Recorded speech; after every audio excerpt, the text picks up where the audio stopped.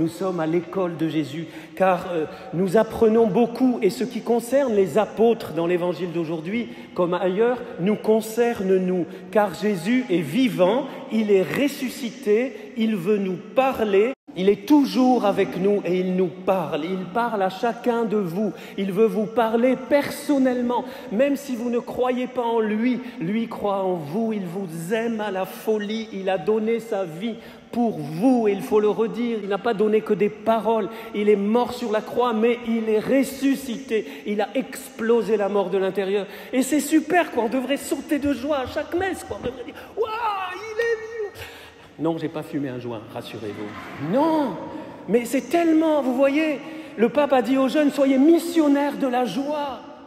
Je crois au silence. Bien sûr que Jésus et Dieu se révèlent dans la brise légère, mais pas que, de toutes sortes de façons. Donc l'important, ce n'est pas la façon dont il se révèle. Ce que je veux vous dire, c'est qu'il veut nous parler, il veut se révéler à nous, il veut une relation personnelle, vivante et continue et permanente. Et aujourd'hui, nous avons un exemple. Merci Saint-Pierre. Moi, je dirais à Jésus, Jésus t'exagère de dire à Saint-Pierre, homme de peu de foi. Il vient de marcher sur les eaux. Et Jésus lui dit, homme de peu de foi. Alors si lui, il est de peu de foi, moi je suis de foi rien du tout. Hein. Il marche sur les eaux. Alors d'accord, il commence à enfoncer, mais quand même, il marche sur les eaux. Nous apprenons à l'école de Jésus la persévérance. Pierre est à l'école de la musculation de sa foi. En enseignant à Pierre à muscler sa foi, il l'enseigne à toute l'Église. Car ce que Jésus fait vivre à Saint-Pierre, prince des apôtres, il le fait vivre pour tous les disciples. C'est-à-dire que le Seigneur veut nous entraîner, non pas dans une foi d'un instant, mais dans une confiance, c'est ça la foi, une confiance absolue, totale, continue, permanente, quelles que soient les tempêtes. Quoi qu'il arrive, indépendamment de ce qu'il arrive, je sais, Seigneur, que tu es avec moi, que tu es dans ma barque, que les tempêtes n'auront pas raison de ma foi, de ma confiance et donc de mon amour. Foi, amour, espérance sont inséparables. Et je vais continuer à t'aimer, Seigneur, quoi qu'il arrive. Je vais m'entraîner. Mais pour ça, il faut de l'entraînement, les amis. Il faut de la formation.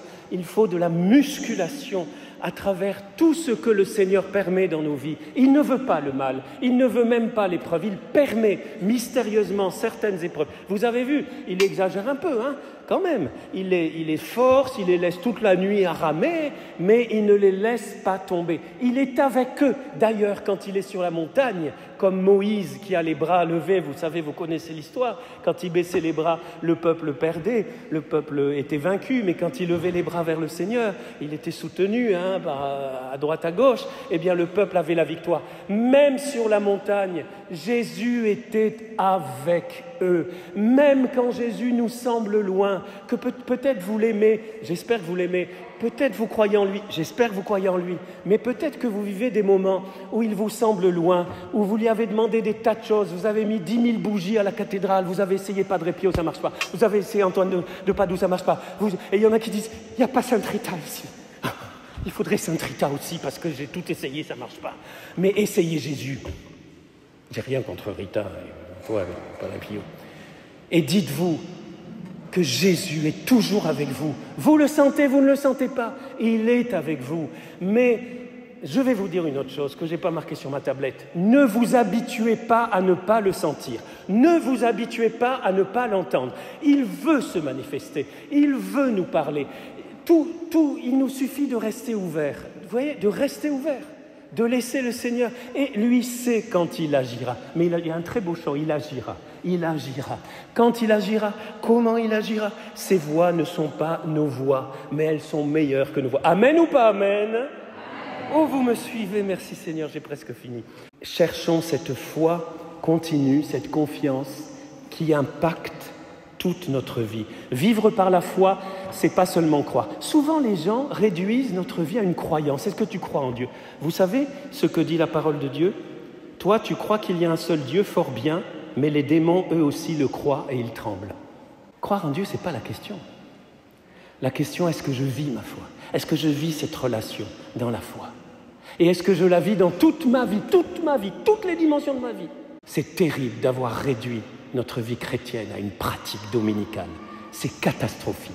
C'est catastrophique. Ça nous vole un bonheur extraordinaire, qui est le bonheur de vivre avec Jésus chaque minute. Ça ne veut pas dire que je pense à lui, moi je ne pense pas à lui 24 heures sur 24, mais souvent dans la journée, vous me direz, je suis prêtre et alors? Les prêtres, ce n'est pas des spécialistes de Jésus? Ou c'est marqué que les prêtres, ils doivent plus aimer Jésus que les autres? Ou c'est marqué que le ministère, que le sacerdoce ministériel est supérieur au ministère, au sacerdoce baptismal?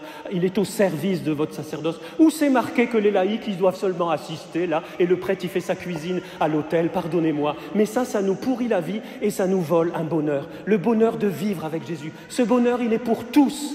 Tous, absolument tous. Amen ou pas amen?